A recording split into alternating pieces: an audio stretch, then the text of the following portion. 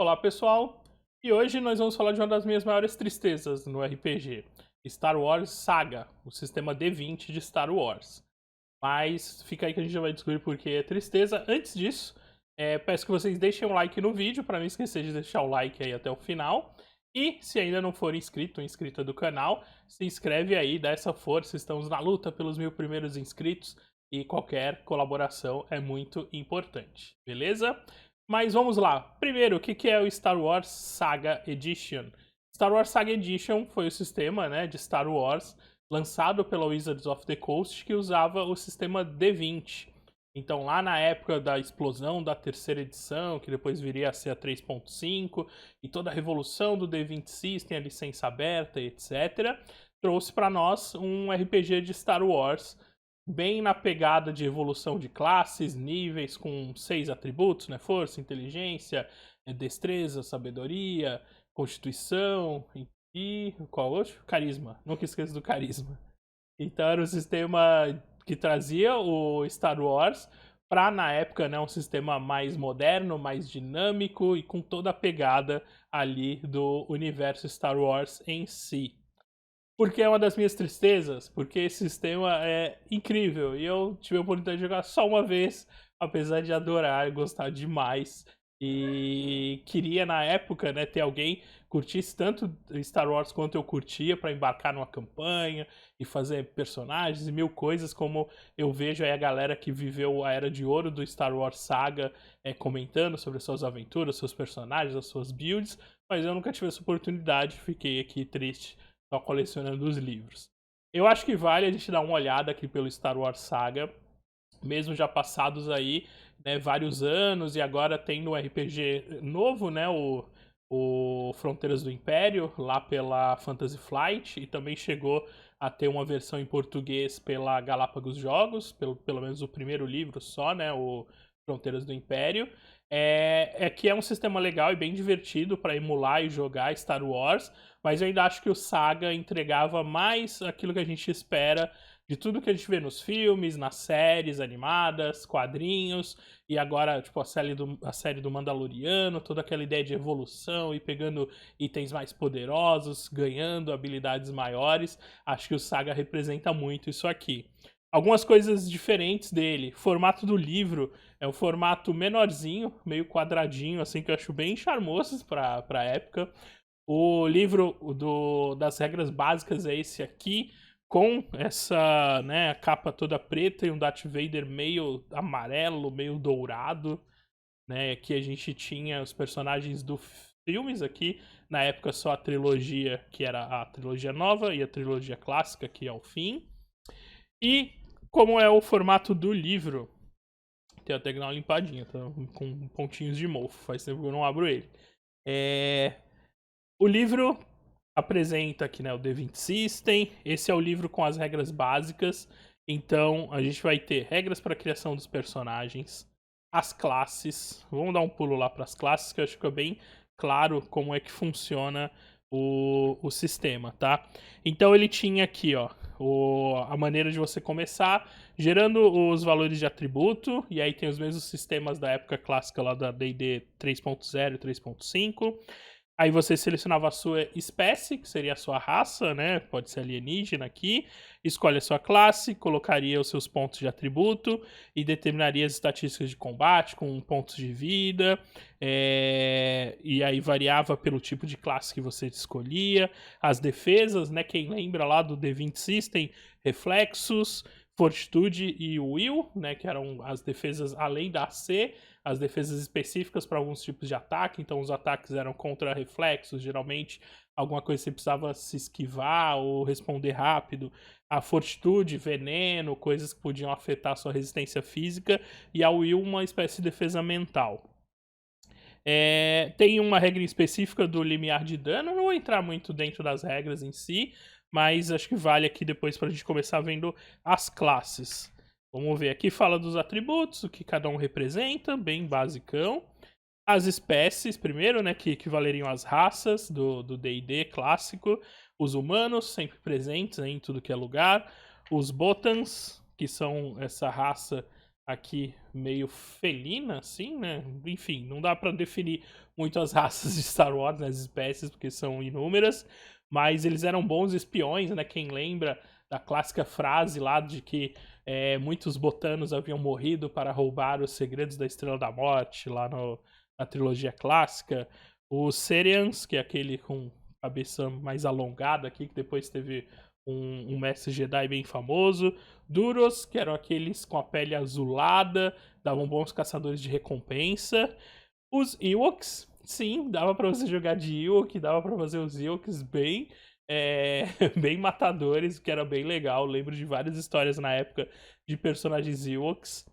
Gamorreanos, os Gungans também, gerando polêmica, mas lembre, estava no auge da trilogia nova, que era nova naquela época, né? Toda o episódio 1, 2 e 3 estava bombando lá. Historian, que são que eles parecem os caramujos. Keldor, que também tem um mestre Jedi bem famoso, que é Keldoriano. Mon Calamari, clássico, Quarren. Não vou passar todos aqui porque tem muitas mesmo. Twi'lek, Ewok também dava pra jogar, Zabrak, que é a raça do Darth Maul, na espécie do Darth Maul. E aqui as classes. As classes, se eu não me engano, eram apenas 5. Vamos passar por elas aqui contando. Eu lembro que eram poucas aqui do livro base, mas elas representavam muito bem todos aqueles aspectos que existiam nos filmes e nas duas trilogias da época. Então nós temos os Jedi, né? Não poderia ser um RPG de Star Wars sem poder jogar com os Jedi. E seguindo a estrutura, né, a ideia parecida com o D&D 3.5, né, o D20 System, você ia evoluindo, né, na sua classe e os níveis iam habilitando habilidades, poderes que você podia escolher. E eram builds bem dentro de um sistema muito focado em otimização. E não só a otimização em si, mas mesmo que você tivesse dois personagens com a mesma classe jogando no grupo, era possível que cada um fosse pegando uma árvore de habilidades que deixasse ele bem diferente e com mecânicas distintas totalmente do outro jogador, tá? O Nobre era interessante, porque o Nobre era meio que um diplomata, ao mesmo tempo alguém que conseguia influenciar, podia ser alguém que mentiria muito bem, ou seria mais diplomático, enfim. A figura do Nobre, ali representando o arquétipo da Princesa Leia, por exemplo, que era aquela intermediário, mas que também sabia ali atirar e resolver as coisas na diplomacia agressiva quando necessário, né? O Scoundrel, né, o famoso pilantra, talvez, não sei como eles traduziriam aqui, mas é o Chief, né? Aquele com as habilidades mais da destreza, mas aqui muito dentro da ideia também da enganação, dos truques de mão, das coisas mais dentro da ideia do Han Solo, né?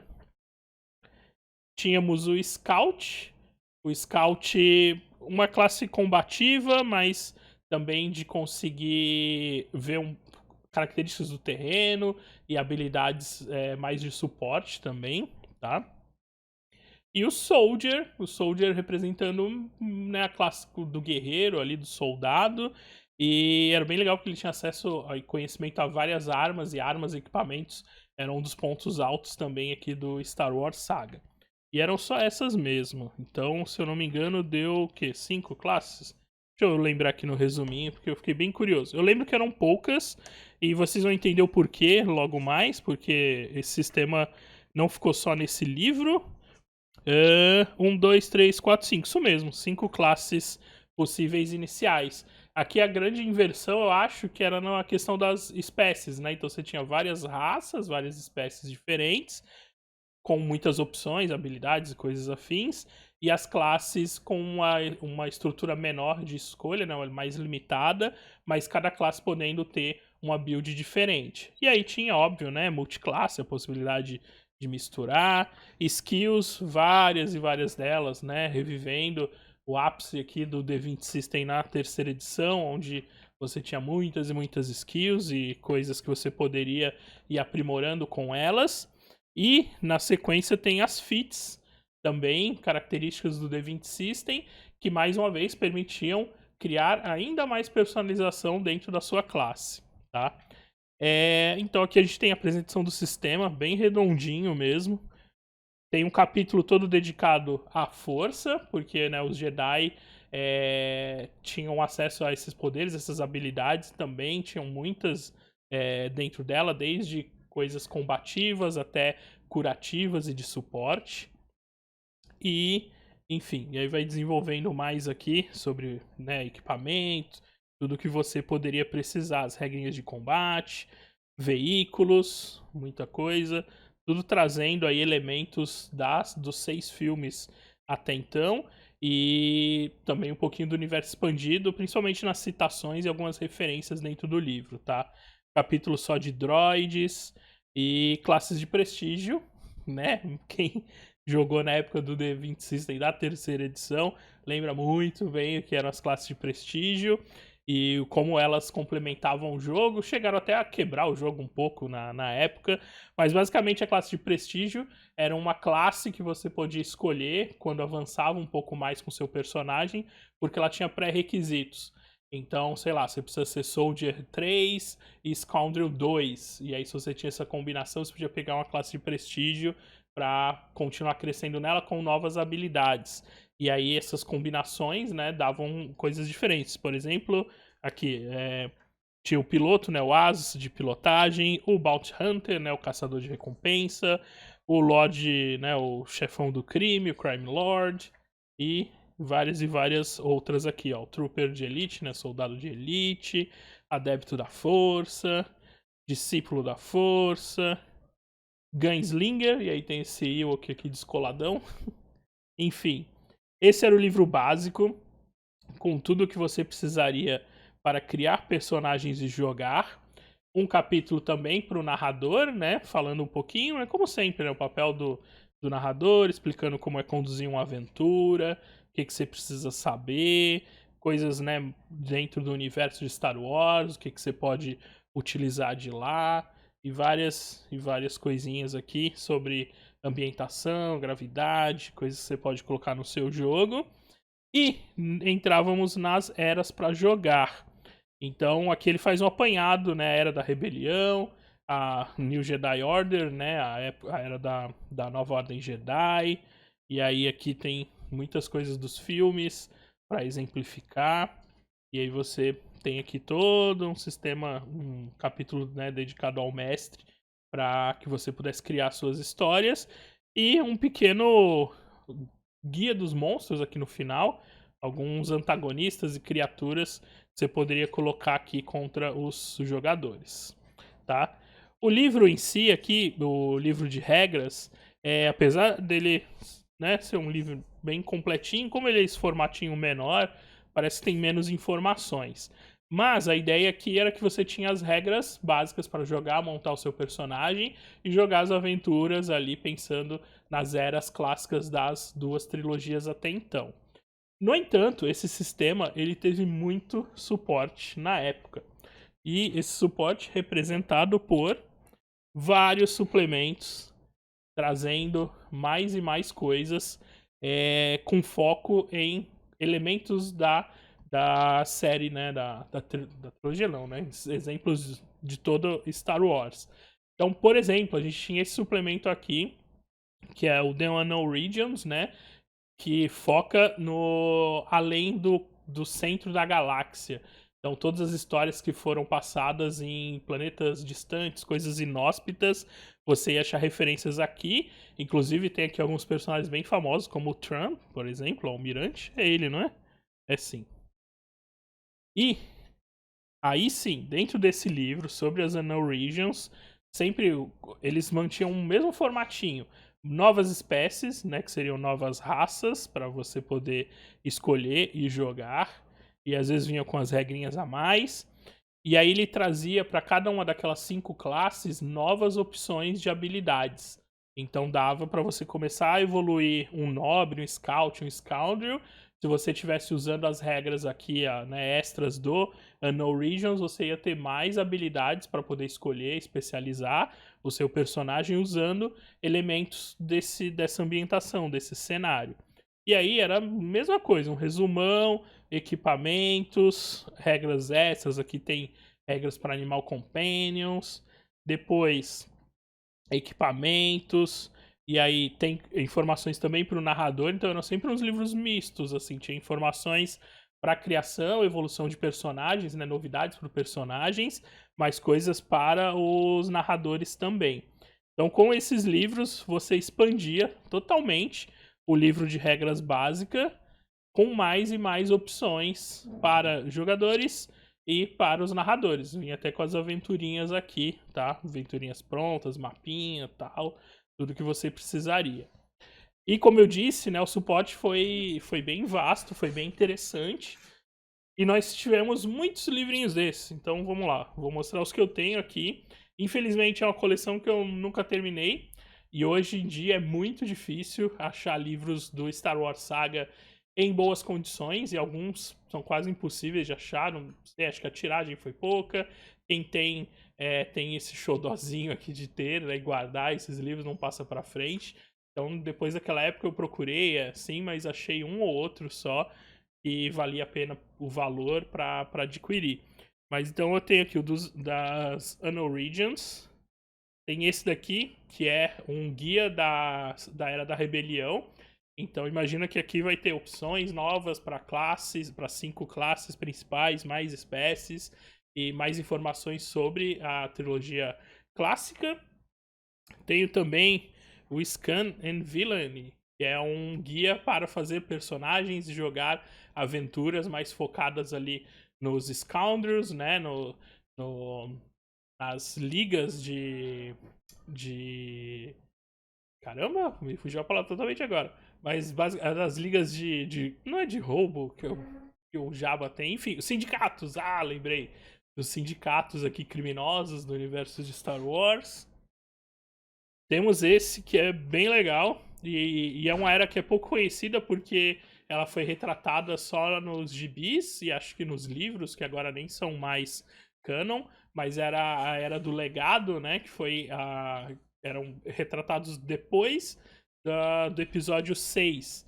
Então aqui tem o Cade Skywalker, que é, né, o descendente dos Skywalkers. Eu não lembro se era filho do Luke ou se era mais pra frente. Faz tempo que eu li essas histórias. Mas era, né, o que se passava depois lá da trilogia clássica. Então aqui tem várias coisas e opções também. Aqui Clone Wars. Na época tava totalmente em alta o seriado. E até legal ver que o seriado tava acabando agora, né? Eu vi a galera comentando da season finale da Clone Wars. E aqui tem também mais coisas para jogar com troopers, com os clones e coisas daquela época. E por último, o Galaxy of Intrigue, que aí trazia regras para fazer interações e plots aí de intrigas, mentiras e coisas dentro da galáxia, tá? O que era bem assim, da hora, formatinho, todos os livros quadradinhos. Tinha um capricho muito grande, um formato bem legal que tornava o jogo cada vez mais prolongável, né? Por isso que eu digo que já ouvi muitas histórias da galera que conduziu campanhas durante muitos e muitos anos, fazendo inúmeros personagens, experimentando coisas. Eu não tive essa oportunidade, então eu fiquei só na coleção, mas quem sabe, né? É um sistema que não envelhece. Até hoje a gente tem gente jogando no D20 System e o D20 System aqui do Star Wars é bem completinho, é bem redondo. Existiam combos e coisas que quebravam o sistema, até por, né? Eu nem mostrei todos os livros aqui, existem mais ainda. Mas quanto mais opções você tem, mais fácil é de misturar e as coisas saírem do controle. Mas enfim, isso não é um desmérito do sistema e sim acrescenta mais coisas e mais opções para se jogar, beleza? Quem sabe não role aí, depois da pandemia, dar um revival e jogar um pouquinho de Star Wars Saga. Mas não dá pra saber ainda. E fico aqui só relendo e relembrando esses momentos, beleza? É isso aí, espero que vocês tenham curtido. Deixe o like, se não segue ainda, segue o canal e até mais. Falou!